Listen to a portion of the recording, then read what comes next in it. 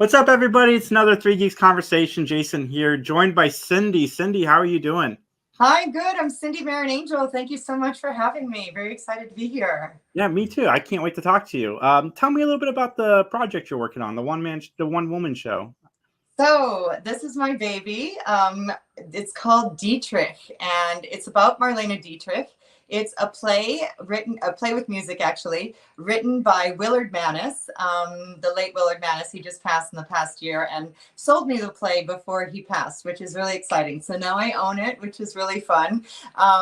It is a solo show we launched in Los Angeles, and I took it off Broadway for limited runs in New York before the pandemic hit. And this is the first full launch of it again since then. So much anticipated. I'd be happy to tell you a little bit about who Dietrich was and the setting of the play, if you'd like. Yeah, I would love to. Okay, great. So Marlene Dietrich was the first crossover German actress to become famous. She was born in 1901, and she did a movie called The Blue Angel in German and English in Berlin. And the director was actually part of Paramount, and he secured a Paramount deal for her. She eventually became the highest paid actress at Paramount, and after the war, which I'll tell you a little bit about, she became the highest paid entertainer in Las Vegas. So when World War II hit, Hitler took over the movie studio UFA in Berlin, and he wanted Dietrich to come back and lead that film studio. And she basically escaped with her husband and stayed in Hollywood and joined the U.S. Army. And she toured on the front lines with the U.S. Army against Germany for 6 years. And from that, she developed her whole stage persona for the cabaret shows and concerts she gave later in Vegas, etc. But I play her in 1960. So after the war, she came back. She reunited with her mother, who died in 1945. Buried her mother, and then did not return to Berlin until May 3rd, 1960, which is when my play is set.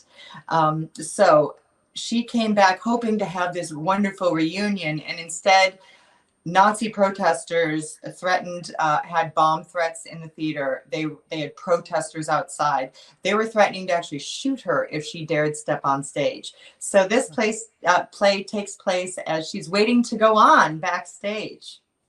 And then she did not return to Berlin until after she was dead. And she was asked then to be buried next to her mother. But after she left in 1960, she just said, you know, the Germans and I no longer speak the same language.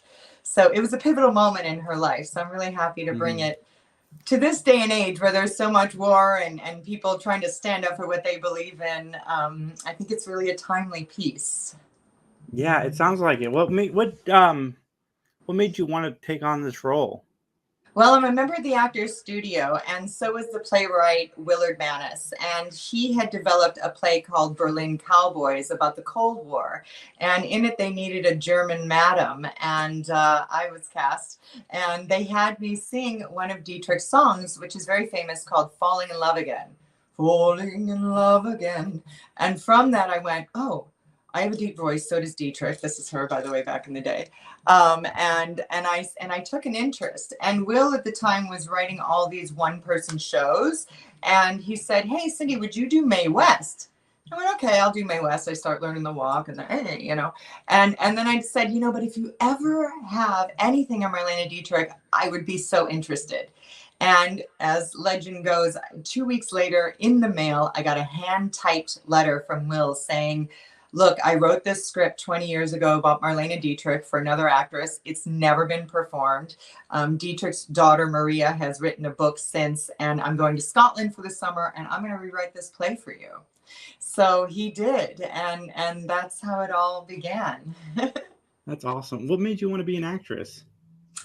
I think I came out of the womb acting. I've always just been the kid on stage. I'm a dancer. I ballroom dance, and I always was just performing. So I did a lot of plays and played Rose Alvarez in Bye Bye Birdie in high school. And in college, I was a theater minor. And my first audition coming out of Chicago was for in Piper's Alley. It was for Tony and Tina's wedding, and I got it. So I jumped right into performing 6 days a week, 7 to 8 shows a week. I left playing Tina, did their off-Broadway. So I've just been the kid who's just always, I'm happiest on stage. That's awesome. I always like to hear people's stories. Is Broadway your passion? My goal, if I don't get on a big old fat Broadway stage before I die, I've wasted my life. So I did get this off Broadway for limited runs before the pandemic hit, as mentioned. And I was there to audition for Broadway when Will said, hey, why are you in New York? I said, to do theater. He goes, but come back, because I have this play Dietrich. And so I said, okay, I'm coming back. And I did it. I actually did 2 world premieres at the same time. I came back to sell my house to go live in New York, and I got cast in this other play, and we were dark on Sunday nights. And so I called up Will and I said, okay, let's do this. He goes, can you memorize 2 plays at once? I go, oh yeah, no problem. Don't do that. Especially when one is a one-woman show and you're talking by yourself for an hour and a half. I don't recommend it, but I did it. And it's been well received. So I'm excited to bring it back to LA. That's awesome. That's super cool. So have you met anybody in her family when preparing for the role? I have, surprisingly enough. I did a salon performance as a tribute to Mr. Manis this past summer. And a woman, Janet Klein, who's a great performer, also came up to me and she said, I've met this woman and she has these Dietrich letters and she's talking about maybe writing a book. And she told me the last name and I went, that's not just someone, that's a relative. And so she put me in touch with her, and I have had a little contact with some of the family, and they've been lovely. And I have a lot of questions, and a lot of Dietrich is lore and legend. And so it's been fun for me to kind of go, did she really do this? And is this really real about her? So they're a wonderful family. So how do you prepare playing somebody, especially somebody that's so real?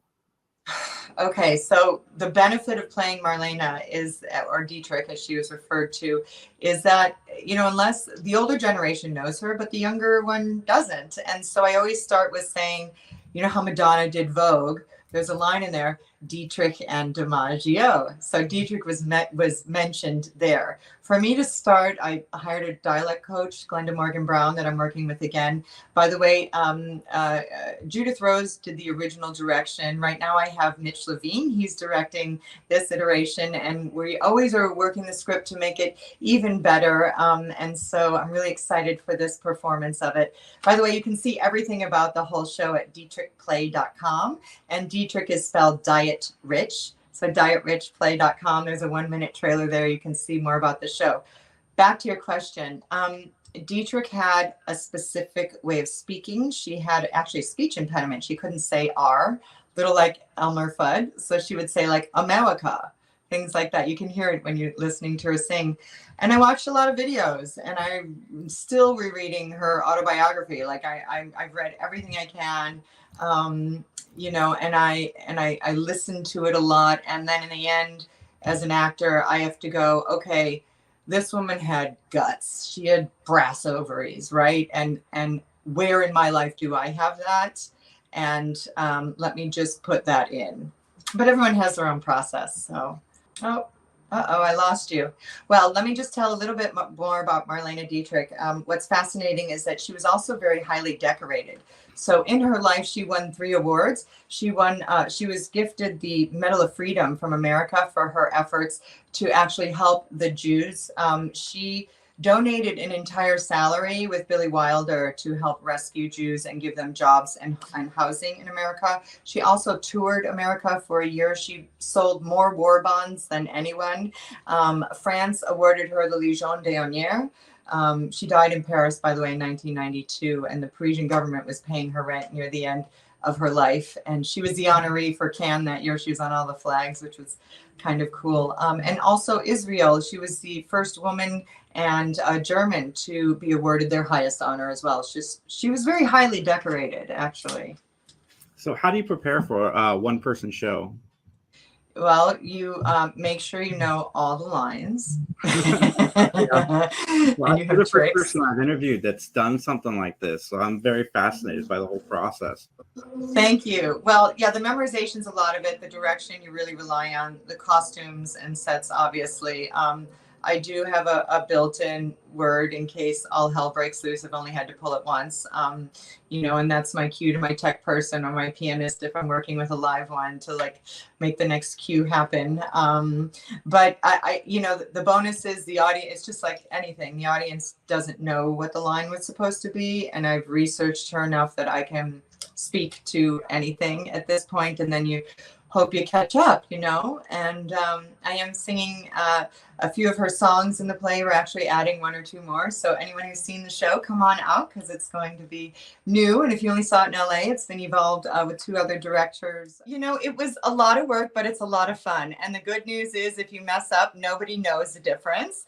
And if you flub a line, no one knows the difference. And it's a total high, really. It's just a blast. And I love bringing this whole message to the general public these days. And I love moving people through a range of emotions in a safe way. And that is my job on stage, to collect, you know, a consciousness and to share, and share in a safe way. And it's a beautiful ending. And men usually are in tears after. I have to say that in a good way. And so, you know, Dietrich she really stood up for what she believed in. And that's been the joy of playing her. That's amazing. So where can people see the show and when? Okay, so it is at April 2nd, 9, and 16. So that's 3 consecutive Tuesday nights at 7:30. And I'm in the other space as a guest production in the Santa Monica Playhouse. So you can go to the website, dietrichplay.com, and the ticket link is there. I'm also on Eventbrite, and the show is just called Dietrich, which is spelled Diet Rich. And yeah, there's tickets available. I have VIP seating. Afterwards, you get a photo with me and an individually autographed, personalized playbill. And there's a little fun trinket that you are handed when you enter the show that you get to utilize, and you get to come in early and pick your own seat. So I encourage the VIP tickets.